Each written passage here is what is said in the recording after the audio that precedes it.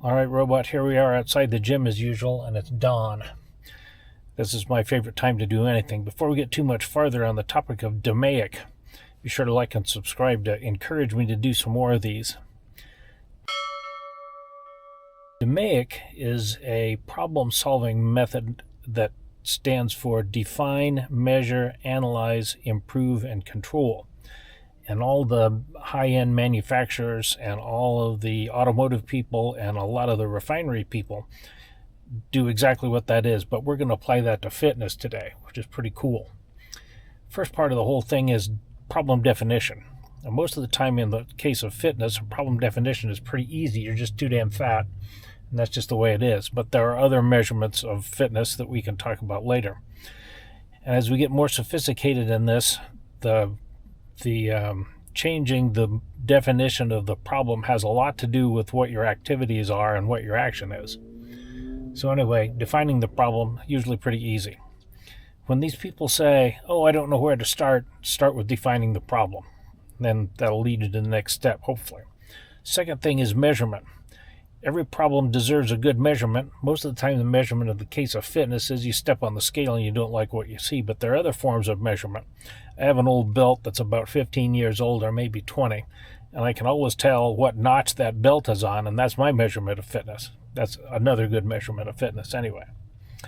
Thirdly, the data analysis. It didn't need to be complicated either. If you step on the scale and don't like what you see, then that's not good. But if you step on the scale and have a more sophisticated measurement, such as body fat measurement or any of a dozen other things, then that's different. So you got to understand that the analysis of data depends entirely on what the problem definition is and what the measurement method is. Next part of that thing is improve, that is to say, once you've stepped on the scale, once you see what's happening, you can take steps to do improvement, and that'll make that measurement better. It's helpful that the measurement be as objective as possible, but not absolutely necessary.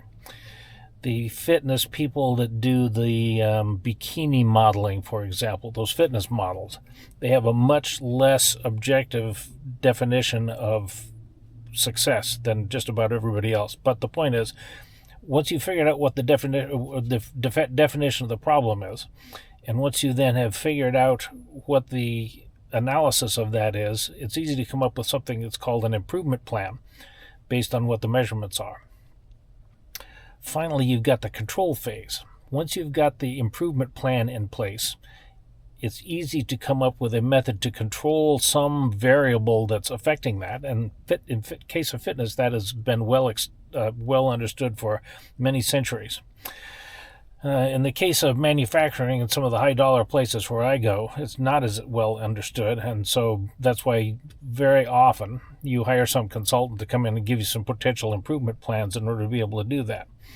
In the world of fitness, your improvement plan, that is to say, your consultant might be a personal trainer, where the personal trainer says, oh yeah, you're too fat.